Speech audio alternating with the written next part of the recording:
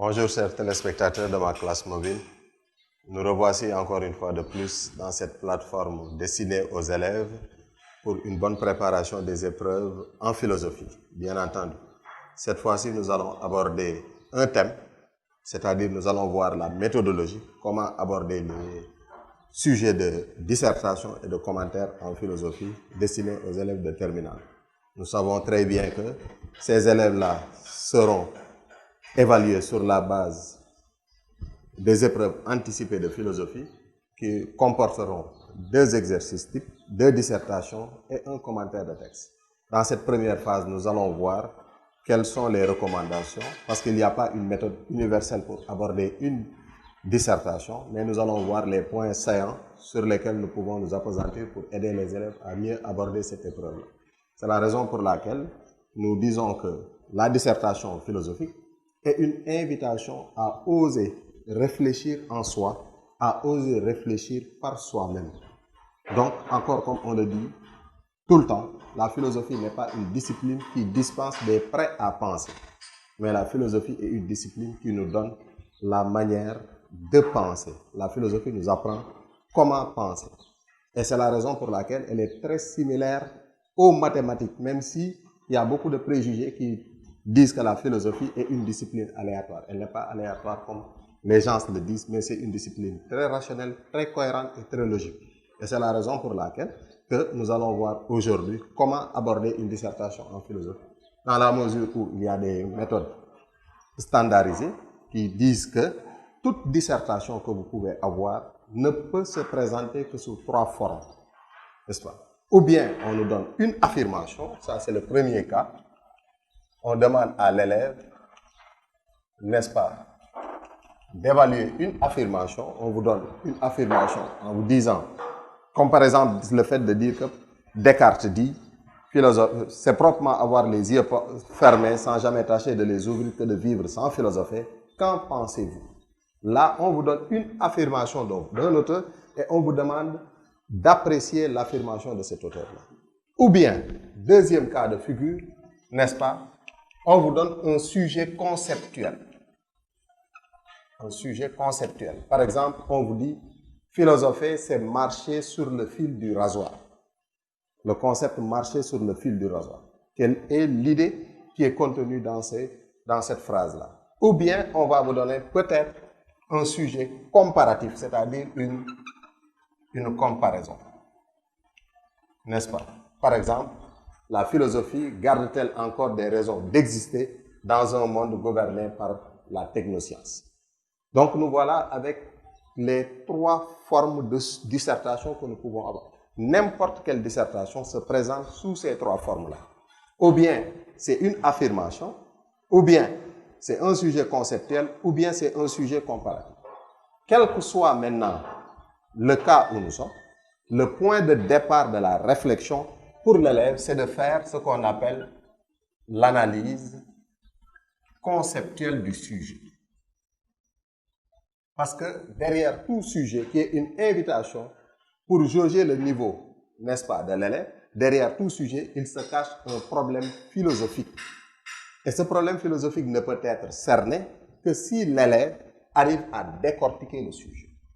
Donc, c'est pour vous dire que l'élève doit chercher les éléments de son argumentaire dans le sujet. Et donc, c'est la raison pour laquelle je peux dire que l'épreuve de dissertation en philosophie n'est pas une restitution mécanique du cours. On ne demande pas à l'élève de restituer un cours, encore moins de copier un manuel. Mais on demande à l'élève pour qu'il fasse preuve, n'est-ce pas, de capacité d'analyse, parce que c'est une invitation à réfléchir sur un problème. Donc, une fois que l'élève a bien compris que tout sujet proposé se présente sous 3 formes, et que dans tout sujet, n'est-ce pas, la première phase que l'élève doit faire, c'est d'aller faire l'analyse conceptuelle, c'est-à-dire de se coller au mot. N'est-ce pas? Pour comprendre un sujet, il faut décortiquer les termes du sujet. Ça, c'est le travail préalable. Afin de faire quoi? Quand on fait l'analyse de ces 3 sujets, on va se rendre compte que derrière tout sujet, il y a ce qu'on appelle un problème philosophique majeur. C'est le problème global qui tourne autour du sujet. On appelle ça le problème philosophique majeur. Et quand l'élève cerne le problème philosophique majeur, n'est-ce pas, il est dans le sujet. À défaut de ne pas pouvoir sortir le problème philosophique majeur, on est hors sujet. C'est la raison pour laquelle on dit ça, hors sujet, vous êtes hors du cadre. Donc, pour pouvoir parler d'une chose, comme on le dit, n'est-ce pas, il faut d'abord savoir qu'est-ce que le sujet dit. Et pour savoir qu'est-ce que le sujet dit, il faut faire l'analyse conceptuelle qui nous permet d'arriver au problème philosophique majeur. C'est un problème, comme on le dit. Et un problème mérite une résolution. Et donc, c'est là où la deuxième phase va venir, c'est que l'élève va prendre ce problème qu'il a bien cerné et va tenter de le résoudre. C'est ce qu'on appelle la problématisation. La problématisation, c'est de transformer le grand problème, là j'ai mis le problème, en problématisation, c'est-à-dire en petit problème afin de le résoudre. C'est ce qu'on appelle l'art de poser des questions. C'est sous-entendre des questions dont on a déjà des éléments de réponse et qui convoquent toute notre culture philosophique et toute notre expérience philosophique. Donc, si nous voulons récapituler, ça veut dire que dans n'importe quel sujet que nous avons, qui peuvent se présenter sous trois formes, c'est-à-dire une affirmation, un sujet conceptuel ou bien une comparaison, n'est-ce pas, l'élève doit d'abord faire l'analyse conceptuelle. Et quand il fait l'analyse conceptuelle, ça lui permet de déboucher sur ce qu'on appelle le problème philosophique majeur, qui est le grand problème autour duquel tourne le sujet. N'est-ce pas? Et dans la deuxième phase, il fait ce qu'on appelle la problématisation, qu'on appelle l'art de poser des questions. Et c'est là, en ce moment-là, que quand l'élève arrive à trouver le problème philosophique majeur et à trouver la problématisation, qu'il peut aller maintenant rédiger une introduction parce qu'il connaît l'enjeu du sujet et il connaît, n'est-ce pas, les problèmes afférents autour de ce sujet-là. Et c'est la raison pour laquelle je dirais qu'une bonne introduction, n'est-ce pas, va s'articuler peut-être sur trois points. N'est-ce pas? Parce que le sujet étant une invitation à réfléchir sur un problème, nous ne pouvons pas venir d'emblée et parler du sujet. Donc, il faut ce qu'on appelle un cadrage, il faut ce qu'on appelle amener le sujet. Il faut amener le sujet, c'est-à-dire il faut donner un cadre général. Amener le sujet, on peut amener un sujet de différentes manières. Vous pouvez partir d'une remarque, vous pouvez partir d'un constat, vous pouvez partir d'une définition, mais on ne peut pas partir d'une citation. On ne peut pas partir d'une citation. On ne peut pas introduire un sujet de dissertation par une dissertation. Par une citation du moins. Donc, l'élève peut partir en disant amener le sujet. Et quand on amène le sujet, j'ai tantôt dit qu'on peut l'amener en fonction d'une remarque, d'un constat, d'une généralité, d'une définition.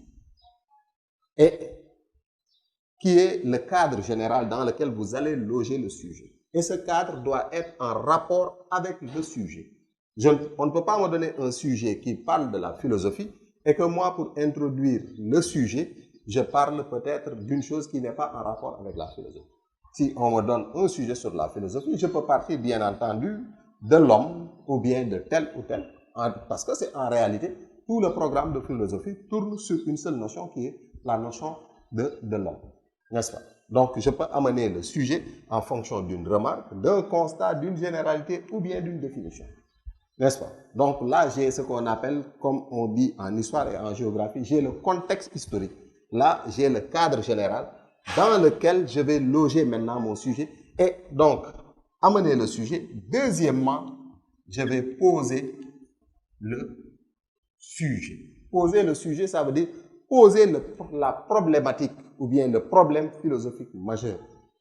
N'est-ce pas? Je vais dire que ce sujet-là a comme problème tel. Là, je peux mettre les termes du sujet ou bien je peux mettre la reformulation. N'est-ce pas? Dans tous les deux cas, déjà, quand on fait un sujet de dissertation, on mettra le plus souvent sujet 1, vous écrivez le sujet. Là aussi, vous pouvez remettre le sujet à l'intérieur de votre introduction, ou bien vous pouvez remettre la reformulation qui, en réalité, traduit fidèlement le problème philosophique majeur. N'est-ce pas? Donc, cadre général, poser le sujet. Troisièmement, il faut mettre la problématisation. Le plus souvent, on appelle ça, les élèves ont tendance à appeler ça le plan, mais c'est là où on dit c'est l'art de poser des questions. N'est-ce pas? C'est des questions pertinentes et qui permettent de résoudre le grand problème. Donc, tout est lié. Le 1 est lié au 2 et le 2 est lié au 3. La problématisation, c'est là où l'élève tente de résoudre le grand problème. Et on dit le plus souvent 2 ou 3 questions pertinentes qui nous permettent de répondre clairement à la question du sujet. Et c'est une chaîne logique, n'est-ce pas? On a 1, 2 et 3 qui vont former l'introduction. Là, on a dit problématiser. C'est l'art de poser des questions. J'ai dit minimum 2 questions, maximum 3 questions peut-être, en rapport avec le problème soulevé et qui vont permettre de résoudre ce problème-là. Là, le plus souvent, on appelle la problématisation, c'est une promesse. Parce que on se pose des questions qu'on va répondre dans le développement. Et donc, on passe de l'introduction au développement. Le développement n'est rien d'autre que le fait de tenir sa promesse. J'avais posé 2 questions, ou bien j'avais posé 3 questions, je vais répondre à mes 3 questions. Et ces 3 questions étaient orientées dans le sens de résoudre le problème philosophique majeur. Et donc, dans la troisième phase, qui est la conclusion maintenant, n'est-ce pas?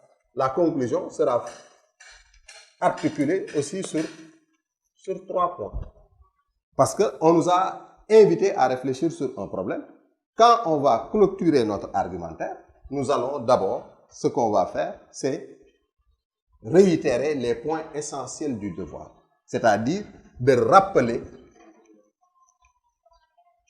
les points essentiels de notre devoir, c'est-à-dire de rappeler les arguments que nous avons déjà développés dans notre développement, pour se répéter. Deuxième phase, n'est-ce pas? Après avoir rappelé les points essentiels de notre développement, là, l'élève est tenu de répondre clairement à la question que constitue le sujet. Parce que toute dissertation va avoir une réponse. On vous a invité à réfléchir sur un problème. Là, l'élève donne sa réponse clairement. Dans la deuxième phase de la conclusion. Et enfin, si possible, ce n'est pas une obligation. S'il voit que ce sujet-là débouche sur un autre problème, il fait ce qu'on appelle ouvrir la perspective. Ouvrir la perspective. Et donc, si on fait une récapitulation très brève, une dissertation comprend 1, 2, 3, 4, 5 parties. 3 parties, l'introduction, 3 parties, amener le sujet, poser le sujet, problématiser le sujet. Le développement, c'est la réponse aux questions posées à la fin de notre introduction qu'on appelle la problématisation. Minimum 2, maximum 3 questions. La conclusion sera composée de 3 ou 2 parties. Dans la première phase, l'élève doit rappeler les points essentiels que constitue son argumentaire. Deuxièmement, le fait de répondre clairement à la question que constitue le sujet, parce que tout sujet est une invitation à réfléchir. Et enfin, si l'élève voit la possibilité d'ouvrir la perspective, que ce sujet-là débouche sur un autre débat qu'il n'a pas le temps de résoudre actuellement et qu'il va résoudre ultérieurement, l'élève peut ouvrir la perspective. Et donc, nous allons passer dans une autre phase où nous allons faire une application avec un sujet ou bien 3 sujets bien précis. Je vous remercie.